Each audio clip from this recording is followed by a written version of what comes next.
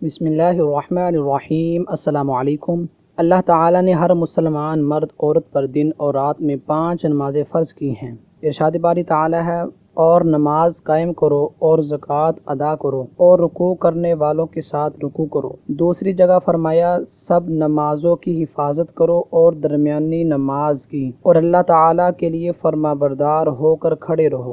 رسول اللہ صلی اللہ علیہ وآلہ وسلم نے نماز کی اہمیت و فرضیت واضح کرتے ہوئے سیدنا معاذ بن جبل رضی اللہ تعالی عنہ کو یمن روانہ کرتے ہوئے فرمایا، تو انہیں بتانا کہ اللہ تعالیٰ نے ان پر ایک دن اور ایک رات میں 5 نمازیں فرض کی ہیں۔ رسول اللہ صلی اللہ علیہ وآلہ وسلم نے فرمایا، تمام معاملات کی اصل اسلام ہے اور اس کا ستون نماز ہے، اور اس کے کوہان کا اونچا حصہ یعنی اسلام کا اعلیٰ درجہ اور بلند ترین مقام جہاد فی سبیل اللہ ہے۔ سورۃ طٰہٰ میں اللہ رب العالمین نے فرمایا، اپنے اہل و عیال کو نماز قائم کرنے کا حکم دیجیے اور خود بھی نماز کی پابندی کیجیے۔ ایک دیہاتی شخص رسول اللہ صلی اللہ علیہ وآلہ وسلم کے پاس آیا اور سوال کیا، اے اللہ کے رسول، مجھے بتائیے کہ اللہ تعالیٰ نے مجھ پر کتنی نمازیں فرض کی ہیں؟ آپ صلی اللہ علیہ وآلہ وسلم نے فرمایا، 5 نمازیں فرض ہیں، ہاں نفل پڑھنا چاہو تو تمہاری مرضی ہے۔ نماز اسلام کا بنیادی رکن ہے جس کے بغیر کوئی مسلمان نہیں ہو سکتا۔ ارشاد نبوی صلی اللہ علیہ وآلہ وسلم ہے، اسلام کی بنیاد 5 چیزوں پر ہے۔ اس بات کی گواہی دینا کہ اللہ تعالیٰ کے سوا کوئی معبود برحق نہیں، اور بلا شبہ محمد صلی اللہ علیہ وآلہ وسلم اللہ کے رسول ہیں۔ نماز قائم کرنا، زکوٰۃ ادا کرنا، حج کرنا اور رمضان کے روزے رکھنا۔ رسول اللہ صلی اللہ علیہ وآلہ وسلم نے فرمایا، بلا شبہ قیامت کے دن سب سے پہلے بندے سے اس کی نماز کا حساب ہوگا۔ اگر نماز صحیح اور مکمل ہوئی تو یقیناً وہ کامیاب ہو گیا اور نجات پا گیا، اور اگر نماز خراب ہوئی تو یقیناً وہ ناکام اور تباہ ہو گیا۔ ارشاد نبوی صلی اللہ علیہ وآلہ وسلم ہے، اللہ تعالیٰ نے 5 نمازیں فرض کی ہیں، جس نے ان کے لیے اچھی طرح وضو کیا اور انہیں بر وقت ادا کرتا رہا،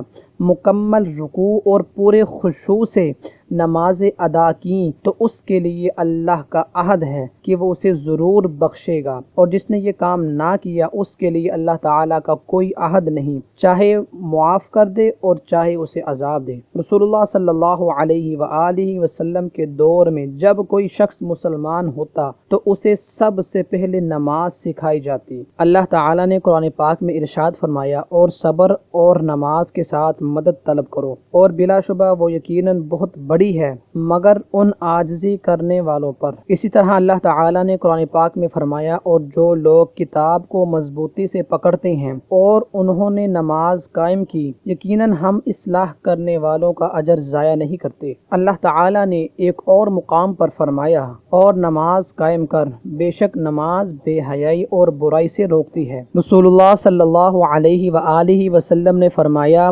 5 نمازوں کی پابندی ان کے درمیان ہونے والے آدمی کے تمام صغیرہ گناہ مٹا دیتی ہے۔ سیدنا ابو مالک اشعری رضی اللہ تعالی عنہ سے روایت ہے کہ رسول اکرم صلی اللہ علیہ وآلہ وسلم نے فرمایا، نماز نور یعنی کہ روشنی ہے۔ رسول اکرم صلی اللہ علیہ وآلہ وسلم نے اپنے صحابہ سے پوچھا، تم میں سے جس کے دروازے پر نہر ہو اور وہ اس میں روزانہ 5 مرتبہ نہائے، تو کیا اس کے جسم پر کوئی میل رہ سکتی ہے؟ صحابہ اکرام رضوان اللہ علیہم اجمعین نے عرض کی، ذرہ بھی میل نہیں رہ سکتی۔ تو آپ صلی اللہ علیہ وآلہ وسلم نے فرمایا، ایسے ہی 5 نمازیں ہیں، ان کے ذریعے سے اللہ تعالیٰ گناہوں کو مٹا دیتا ہے۔ رسول اللہ صلی اللہ علیہ وآلہ وسلم نے فرمایا، بے شک ہر نماز کے وقت اللہ تعالیٰ کی طرف سے ایک فرشتہ صدا لگاتا ہے، اے لوگو، اس آگ کو بجھانے کے لیے اٹھو جسے تم نے اپنے گناہوں کی بدولت اپنے لیے جلا رکھا ہے،